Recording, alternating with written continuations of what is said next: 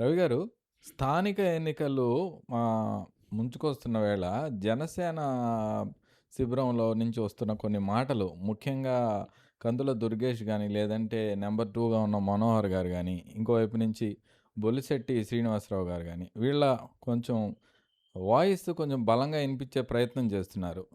ఇంకా other side నుంచి ఇదంతా నాటకం అన్న మాటలు కూడా ఇనిపిస్తున్నాయి. ఏమంటారు సార్ ఓవరాల్‌గా?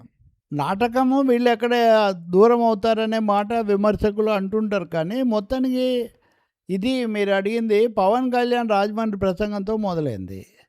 అది మనం నిలదొక్కుకోవాలి, మనం ఇంకా పెరగాలన్నది ఒకటైతే, ఒక కులానికి పరిమితం కాదు, మనల్ని ఏదో కాపులకే పరిమితం చేస్తున్నారు. దీని నుంచి మనం బయటపడాలి అని పవన్ కళ్యాణ్ గట్టిగా కోరుకోవటం ఇది రెండోది.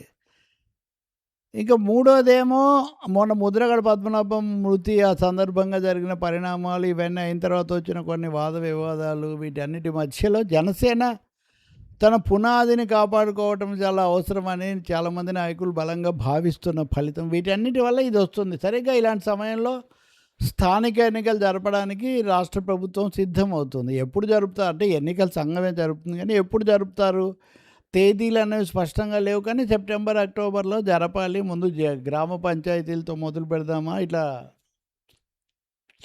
ఇట్లా రకరకాల చర్చలు జరుగుతున్నాయి. ఈ సమయంలో ముందుగా జనసేన దీన్ని ప్రారంభించింది. పవన్ కళ్యాణ్ స్వయంగా 1, 2 సార్లు వ్యూహాత్మక సమావేశాలు జరిపి మీరు ఐడెంటిఫై చేయండి, ఎక్కడెక్కడ బలం ఉందో మనం అక్కడక్కడంతా వెళ్దాం.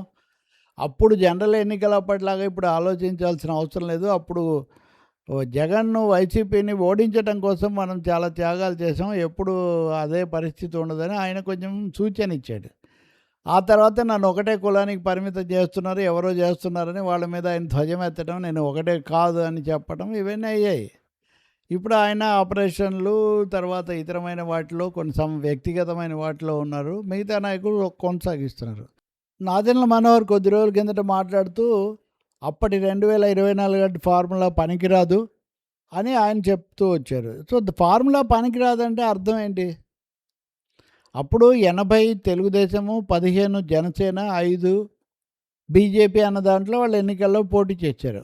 100% స్ట్రైక్ రేటు ఏది జనసేన, 94% మొత్తం కూటమి.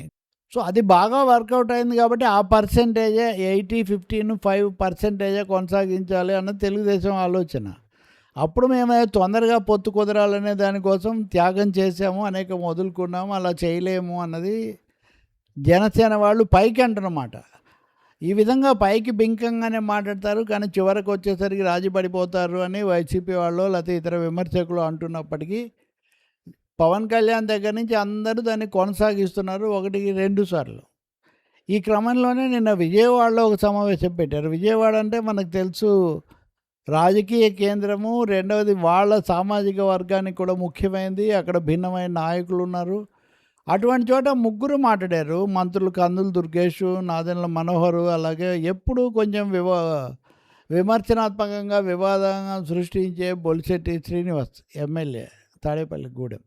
సో వీళ్ళందరూ అనేది ఏంటి, విజయవాడలో కార్పొరేషన్లో మాకు ఎక్కడెక్కడ బలం ఉంటే అక్కడంతా పోటీ చేస్తాం, అంతేగాని మా బలాన్ని మేము తగ్గించుకునే అవకాశం లేదు, ఇది మాకు చాలా బలమైన కేంద్రం, మాకు ఇక్కడ చాలామంది కార్యకర్తలు ఉన్నారు, ఇవన్నీ అన్నారు. దుర్గేష్ ఇంకో మాట ఒక అడుగు ముందుకేసి కార్పొరేషన్లో జనసేన జెండా ఎగరాలని. జెండా ఎగరడం అంటే చాలా అర్థాలు ఉన్నాయి కదా. అంటే కార్పొరేషన్ మేయర్ లేదా కార్పొరేషన్లో మెజారిటీ స్థానాలు మాకు కావాలని అడుగుతున్నారా అనేది కూడా మనం చెప్పలేం. కానీ ఎన్నికలు కాస్త ఇంకా ప్రకటించడానికి ముందుగానే జనసేన నాయకులు చాలా గట్టిగా మాకు ఎక్కువ స్థానాలు కావాలి, గతంలో ఫార్ములా మేము పక్కన పెడుతున్నామని ప్రకటిస్తున్నారు.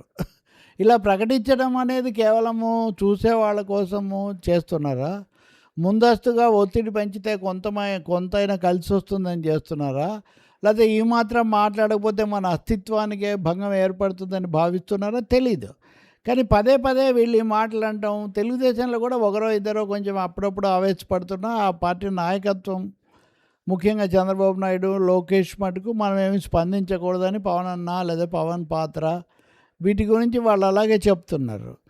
కానీ కనబడకుండానే వైసీపీ నాయకులు, కొన్ని కాపు సంఘాల పెద్దలు చేసిన విమర్శలు, వాళ్ళు పెట్టిన ఒత్తిడి వీళ్ళు పూర్తిగా చంద్రబాబు నాయుడుకి లోబడిపోయారు. చంద్రబాబును, లోకేష్‌ను బలపరచడం తప్ప ఈయనకేమీ ఎజెండా లేదు అని 1, 2 సార్లు చెప్పినందువల్ల, అంటున్నందువల్ల దాని నుంచి ఎలాగో బయటపడాలి. మేము స్వతంత్రంగా నిలబడతాం కానీ ఇంకోటి కాదని నిరూపించుకోవాలనే ఒక తాపత్రయము, ఒక వ్యూహాత్మక అవసరం మటుకు జనసేనకొచ్చింది. నేరుగా పవన్ కళ్యాణ్ రంగంలో లేకపోవటము, ఆయన కొంచెం చికిత్సలు, విశ్రాంతుల్లో ఉండటం కూడా ఈ సమస్యను ఇంకా పెంచింది. మనోహర్ లాంటి వాళ్ళు 1, 4 సార్లు చేశారు. ఇప్పుడు నిజంగా విజయవాడ లాంటి చోట అని ఎక్కువ చోట్ల జనసేన పోటీ పెడితే టీడీపీ పెట్టకుండా ఉండదు కదా!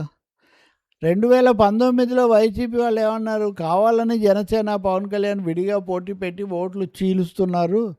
దీనివల్ల తెలుగుదేశానికే మేలు జరుగుతుందని వాళ్ళు అన్నారు. ఇప్పుడు కూడా విజయవాడలో ఎక్కువ చోట్ల టీడీపీ, జనసేన పోటీ పడితే ఆ ఓట్ల చీలిక వైసీపీకి మేలు చేస్తుంది కదా! కాబట్టి ఇక్కడ పవన్ కళ్యాణ్ లేదా జనసేన నాయకులు పదే పదే చెప్తున్న కొత్త ఫార్ములా వైసీపీకి ఉపయోగపడుతుందా అనే ప్రశ్న ఒకటి. రెండవది, ఇలా అన్న తర్వాత గట్టిగా నిలబడాలి కదా! నిలబడకపోతే అప్పుడు పవన్ కళ్యాణ్ లేదా జనసేన పలచనవుతాయి కదా! వీళ్ళు మాటలు చెప్తారు కానీ వాటి కోసం గట్టిగా చివరి వరకు ఉండరని. ఎందుకంటే తెలంగాణలో మేము జీహెచ్ఎంసీలో స్థానాల్లో పోటీ చేస్తాం, మాకు చాలామంది అభిమానులు ఉన్నారు, అది ఇది అన్నారు. 2 సార్లు బీజేపీ నాయకులు లక్ష్మణ్, సంజయ్ లాంటి వాళ్ళు అడిగారని పోటీ చేయకుండా ఉండిపోయారు. శాసనసభ ఎన్నికల్లో తెలంగాణలో వీళ్ళకి కొన్ని సీట్లు ఇస్తే చాలా ఘోరమైన ఫలితాలు వచ్చాయి. దాంతో లోక్సభ ఎన్నికలప్పుడు సీట్లు ఇవ్వలేదు. కాబట్టి తెలంగాణలో బీజేపీ కుండబద్దలు కొట్టినట్టుగా మేము ఎవరితో పొత్తు పెట్టుకోము, ఒంటరిగానే వెళ్తాం అన్నప్పటికీ జనసేన, పవన్ కళ్యాణ్ వాళ్ళు మోదీని, బీజేపీని బలపరుస్తూ మాట్లాడుతున్నారు. ఇప్పుడు ఆంధ్రప్రదేశ్లో కూడా పైకి ఏం చెప్పినా కానీ, ఏం మాట్లాడినా కానీ రేపు తీరా అవసరం వచ్చేసరికి వీళ్ళు సర్దుకొని వెనక్కు తగ్గుతారు అని బలంగా నమ్మేవాళ్ళు ఉన్నారు. అలా కాకుండా మేము గట్టిగా నిలబడతామని నిరూపించడం కోసం ఎక్కువ చోట్ల పోటీ పెడితే అది మనకే మంచిది అని వైసీపీ వాళ్ళు కూడా భావిస్తున్నారు. అందుకని వాళ్ళు అనేక సార్లు దీనికి ఇంకా ఇంకా ఎక్కువ ప్రచారం ఇస్తున్నారు.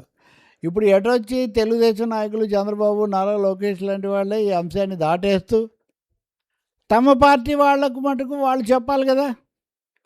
గతంలో మేము అసెంబ్లీ ఎన్నికలప్పుడు మీరు టికెట్లు ఇవ్వకపోయినా స్థానిక ఎన్నికలు, కార్పొరేషన్లు రకరకాల ఆశలతో మేము ఊరుకున్నాం. కానీ మీరు ఇప్పుడు కూడా జనసేనకి ఇస్తే ఎట్లా అని వాళ్ళు అంటున్నారు. కాబట్టి ఈ లోకల్ వార్ అన్నది ఆంధ్రప్రదేశ్ రాజకీయాల్లో కొత్త మలుపులకు దారితీసే అవకాశం చాలా ఎక్కువ కనిపిస్తుంది. అవి ఎప్పుడు వస్తాయి అన్నది ఒకటైతే, ఇంకోవైపున జగన్మోహన్ రెడ్డి ఏమో వాళ్ళ పార్టీ వాళ్ళతో, నాయకులతో, ఎమ్మెల్యేలు, ఎంపీలు వీళ్ళతో నిరంతరం సమావేశాలు జరుపుతూ ఏదేమైనా మనం బలమైన ముద్ర వేయాలి. జనసేన చెప్పే మాటలే నిజంగా వాళ్ళు ఎక్కువ చోట్ల పోటీ పెట్టి ఓట్లు చీలిస్తే మన నెత్తిన పాలు పోసినట్టే అని వైసీపీ భావిస్తుంది. ఇంక ఇవి కాకుండా రకరకాల కుల సంఘాలు లేకపోతే ఇతర సోషల్ గ్రూప్స్ అసంతృప్తి వల్లనో, టికెట్ ఆశించిన వాళ్ళ ఆశావహులకు ఆశాభంగం కలిగినందున వాళ్ళు కూడా రంగంలోకి వస్తే అప్పుడు ఈ బహుముఖ పోటీల్లో అధికార పార్టీకి నష్టం చేస్తాయి అన్న అభిప్రాయం కూడా బలంగా ఉంది. ఇప్పుడు తాజాగా నిన్న విజయవాడలో ఈ జనసేన నాయకులు ముగ్గురు మాట్లాడింది మాత్రం పూర్తిగా ఆ సందేహాలను పెంచే విధంగా కనిపిస్తుంది. Right sir.